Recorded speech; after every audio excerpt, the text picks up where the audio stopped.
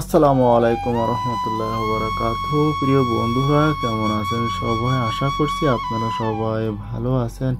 আজ আমি আপনাদের মাঝে আরও একটি আমার পারিবারিক সবজির ক্ষেতের দৃশ্য আপনাদের মাঝে শেয়ার করতে আসলাম। আপনারা জানেন, অলরেডি আমার আগের ভিডিওতে দেখেছেন যে সেখানে আমি কী কী সবজি লাগিয়েছিলাম, যেহেতু ওটা বৃষ্টির কারণে অনেকগুলো নষ্ট হয়ে গিয়েছিল।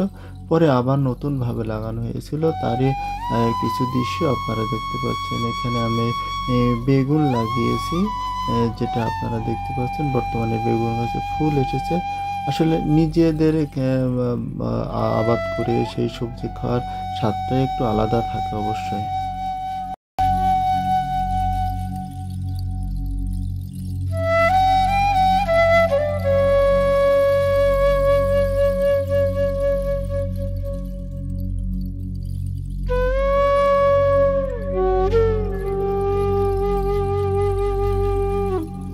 এখানে আপনারা উচ্ছে দেখতে পাচ্ছেন।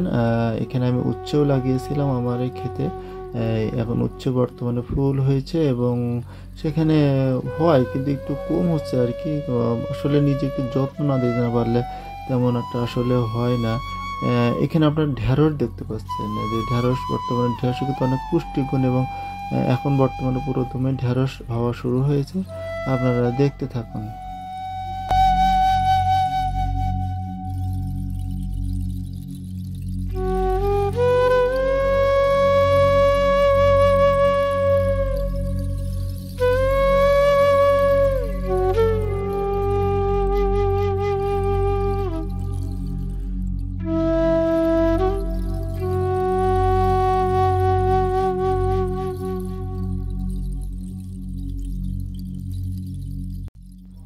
এখানে কিছু আলু দিয়েছিলাম, ঢেঁড়সের যে আমি পিলি পিলি বেঁধে দিয়েছিলাম, ওই পিলির মাঝখান দিয়ে আবার আলু দেওয়ার চেষ্টা করছি। বর্তমানে বাজারে আলুর অনেক দাম।